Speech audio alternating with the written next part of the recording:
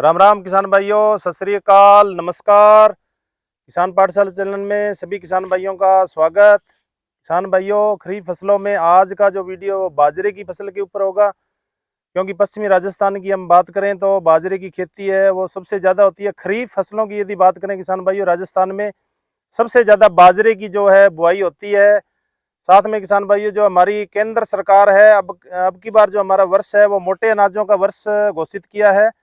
बाजरा है वो पोषण की दृष्टि से बहुत ही अच्छा है किसान भाइयों। इसमें लगभग 2.3% है वो, इसके अंदर वसा पाई जाती है। कार्बोहाइड्रेट पर्याप्त मात्रा में होता है, लगभग 61 से 67% तक इसमें कार्बोहाइड्रेट होता है। कई तरह के विटामिन बी, और इस तरीके से हमारे स्वास्थ्य के लिए बाजरा है बहुत ही अच्छा है। तो आज का जो वीडियो है बाजरे के ऊपर अपने होगा, और किसान भाइयों बहुत ही महत्वपूर्ण वीडियो है। किसान भाई भी हमारे साथ जुड़ चुके हैं, हनुमानगढ़ राजस्थान से बोल रहे हैं।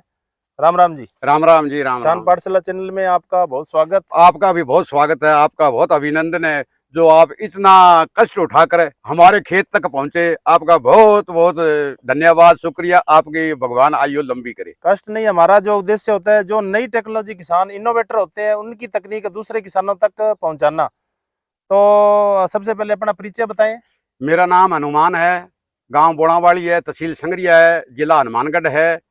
और ये जो खड़ा हूँ ये मेरा खेत है, बाजरे का खेत है। बाजरे की चर्चा करने से पहले आप अपने मोबाइल नंबर बता दें हनुमान जी। मेरे मोबाइल नंबर है 94 146 52 528।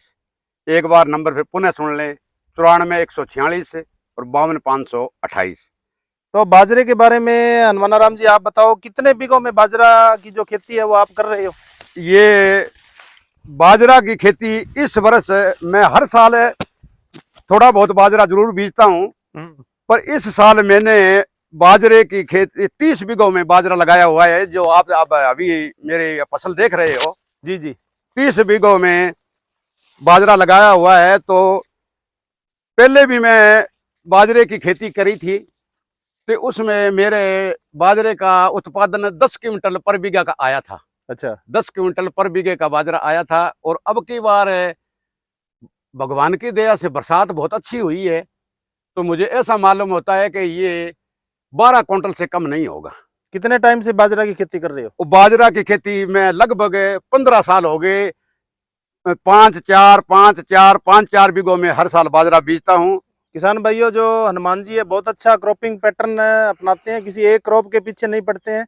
फसल है जो बदल बदल कर बोते हैं, जिससे हमारी भूमि की उर्वरा शक्ति अच्छी रहती है। कीड़े और बीमारियां हैं वो लगातार एक जैसी फसल खेत में बोने से बढ़ते हैं, और भूमि की उर्वरा शक्ति भी है जो एक जैसी फसल लेने से खराब होती है, यानी भूमि का जो उपजाऊपन है वो धीरे धीरे कम हो जाता है। फसल अदल बदल कर बोने से इसमें जैविक कार्बन भी बना रहता है। तो बिजाई के बारे में बात करते हैं। सबसे पहले कौन से महीने में बिजाई की थी? इसकी बिजाई 10 जून की थी मैंने। हम्म, और ये अब 90 दिनों की खेती है। 90 दिनों, 3 महीनों में पक जाता है। 3 महीनों में पक जाती है। तो अब मान के चलो इसका 2.5 महीने हो गए, लगभग 2.5 महीने हो गए। तो अब ये आने वाले 15, आप इसकी ऊपर सीटे निकले हुए देख रहे हो, दाना का पकाव देख रहे हो भाइयों, ये थोड़ा सा आप देखें, जो सिट्टा है वो पकाव के ऊपर है। पकाव के ऊपर है। तो ये अब 15 दिनों में पक जाएगा। अच्छा, आज की तारीख मान के चलो, आज जैसे तारीख 16-17 तारीख है, तो ये जब अगले महीने की 5 तारीख आएगी, सितंबर के फर्स्ट वीक में, सितंबर के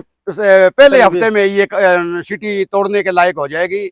तो बीज बुआई करने से पहले आपने इसमें कोई गोबर की खाद वगैरह कुछ गोबर की खाद तो मैं सारे खेत में डालता ही डालता हूँ। कि 1 बीघे में कितनी? 1 बीघे में 2 ट्राली। 2 ट्राली। 2 ट्राली। बीज उपचार भी किया था बीज बोने से? हाँ, बीज उपचार भी करता हूँ। किसान भाइयों, इन्होंने ये बता रहे थे थायरम दवा है उससे उपचारित किया था। साथ में इन्होंने है जो ग्रीन ईयर बीमारी, जिसको अपने जोगिया बीमारी बोलते हैं, उससे बचने के लिए मेटालेक्सिल है वो 6 ग्राम 1 किलो सीड के साथ में प्रयोग किया। और किसान भाइयों, गूंदिया बीमारी इसमें आ जाती है, तो उससे बचने के लिए 20% नमक के घोल से उपचारित करें। थोड़ा सा परखरा होने के बाद में आप थायरम दवा से उपचारित करें। और उर्वरक के बारे में आप बताएं थोड़ा सा। डीएपी यूरिया कुछ डाला था इसमें? इसमें डीएपी यूरिया सुपर कोई खाद नहीं डाली। अच्छा, इसके अंदर 20 किलो पर बीघा के हिसाब से यूरिया डाली है, जब इसकी हाइट 2-2 फुट हो गई प्रथम सिंचाई के समय? प्रथम सिंचाई के अंदर। अच्छा। और इसमें अब जो बाजरा खड़ा है, तो इस बार बरसात बहुत अच्छी हुई, तो इसमें अभी तक एक ही सिंचाई करी है, और अब वो इसमें सिंचाई की जरूरत नहीं है। पहली सिंचाई है जो लगभग 35 दिनों में आपने की? हाँ, 35-40 दिनों के लगभग सिंचाई करी थी। और किसान भाइयों, मैं थोड़ी सी एक जानकारी आपको और भी देना चाहता हूँ। जिस प्लांट जमीन में मैं खड़ा हूँ, इस जमीन में नहर का पानी भी अच्छा लगता है। अच्छा। और ट्यूबवेल का साधन है, और ट्यूबवेल का पानी भी बहुत इसमें अच्छा है। फिर भी मैं बीटी कॉटन की बिजाई क्यों नहीं की, ये आप थोड़ी सी बात सुन लो। बीटी कॉटन हाँ, की बताओ बिजाई बताओ। नहीं की, क्यों नहीं करता? एक ही एक फसल लेने से जमीन खराब हो जाती है। जो बाजरा 3 महीने में उत्पादन दे देता है, तो ये जमीन को चूसता नहीं है, जैसे जमीन की शक्ति अधिक नहीं खाता है। जो बीटी कॉटन है, ये जमीन में 8 महीने खड़ा जो रहता है। टिंडे और बिड़े में बनते हैं वो जमीन का कस खींच लेते हैं। तो जो वो है ना, वो जमीन को खा जाता है, जमीन बहुत कमजोर कर देता है। साथ में खर्चा भी ज्यादा है। खर्चा भी ज्यादा है, इसकी खर्चा ज्यादा है, लेबर ज्यादा मेहनत लगती ज्यादा है, और आमदनी कम है। कम है। ये जो मेरा बाजरा खड़ा है, तो मैं भगवान से डर के बोलता हूं कि इसके बीटी काउंटर से इसकी आमदनी आगे जाएगी। अच्छा।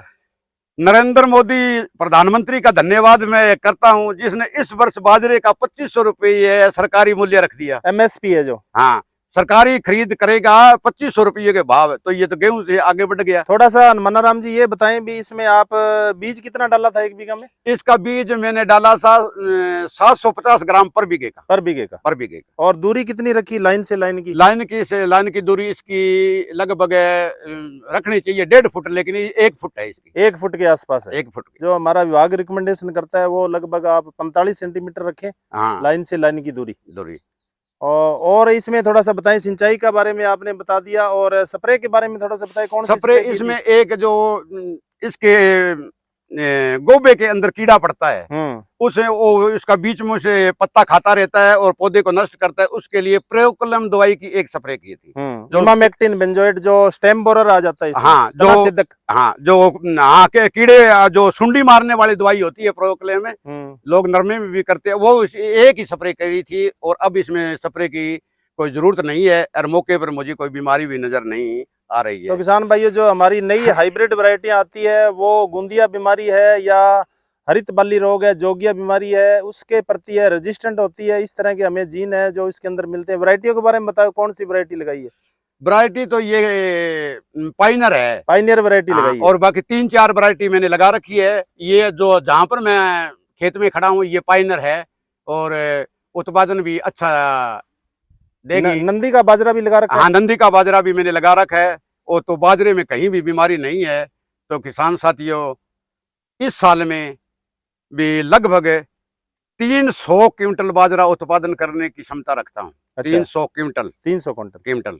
अब की बार क्या आइडिया है, बीघे में कितना उत्पादन हो जाएगा? अब जो कंडीशन खड़ी है इस टाइम, इस कंडीशन को देखते ही ये मेरे को लगता है कि भी ये 12 क्विंटल पर बीघे का हो गया। और बाजार भाव आपने बताया था 2400 रुपए? 2500 रुपए। 2500 रुपए। 2500 रुपए। अच्छा। तो आप अब हिसाब लगा लो कि 2500 के भाव में 12 क्विंटल के कितने पैसे बनते हैं, और इसका खर्चे का हिसाब लगा लो। फिर दूसरी बात ये, आज सारी जगह पर तूड़ी का भाव है ना, जो 1000 रुपये क्विंटल है।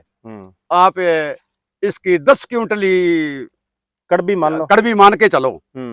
होती तो बहुत ज्यादा है ये, क्यों इसकी हाइट है जी कि अब लगभग तोड़ने के बाद में इसको हरे चारे के रूप में करते हो या कड़बी के? नहीं, इसको जितनी हो सके तो हरा चारे के रूप में चलाते हैं।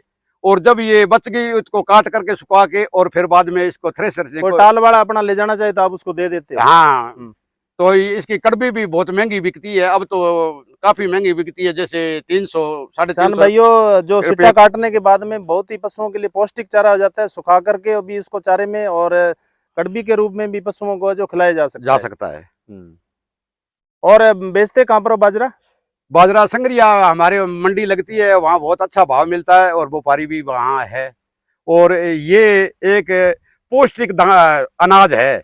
तो अगर पशुओं को, इस गाय भैंस को अगर दाने में खिलाया जाए, तो उसकी सेहत भी बहुत अच्छी है, और दूध का उत्पादन भी बहुत अधिक होता है। मनुष्य के स्वास्थ्य के लिए भी किसान भाइयों, इसमें बहुत सारे पौष्टिक गुण पाए जाते हैं। इसके अंदर है जो प्रॉपर्टी बहुत अच्छी है, खनिज लवण बाजरे के अंदर बहुत पाए जाते हैं, और इसको घरों में रेमेडी बनाने के लिए महिलाएं हैं बाजरे को प्रयोग करती है। तो इस तरीके से किसान भाइयों, यदि हम बाजरे की खेती करते हैं तो बहुत अच्छा उत्पादन होता है, हमारा खर्चा भी कम होता है, क्रॉपिंग पैटर्न भी चेंज हो जाता है, और भूमि की उर्वरा शक्ति भी बनी रहती है। तो किसान भाइयों, ये अपने बाजरे के बारे में बात कर रहे थे। किसान भाइयों, आपको वीडियो कैसा लगा जो किसान इनोवेशन करते हैं, हमारा उद्देश्य ये होता है दूसरे किसानों तक उसको पहुंचाया जाए, जिससे ज़्यादा से ज़्यादा किसान उस टेक्नोलॉजी को अपनाए और जिससे किसानों का आय है वो बढ़े, उनका सामाजिक स्तर अच्छा हो।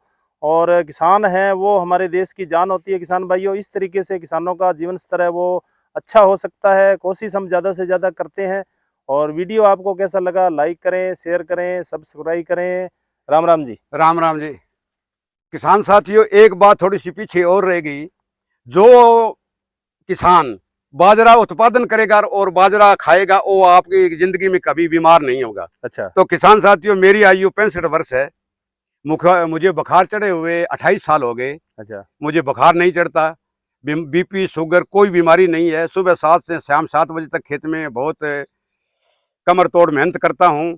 तो सभी दर्शकों से मेरा निवेदन है कि सर्दियों में 2 महीने बाजरे की रोटी खाएं ताकि आपका स्वास्थ्य सही रहे और बीमार नहीं होंगे।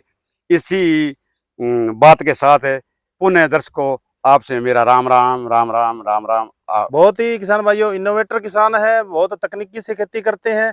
इस तरीके से इनको देख करके दूसरे किसान भी खेती के अंदर नए आयाम हैं जो स्थापित कर सकते हैं। राम राम जी, धन्यवाद। जय जवान, जय किसान, जय भारत। राम राम किसान भाइयों।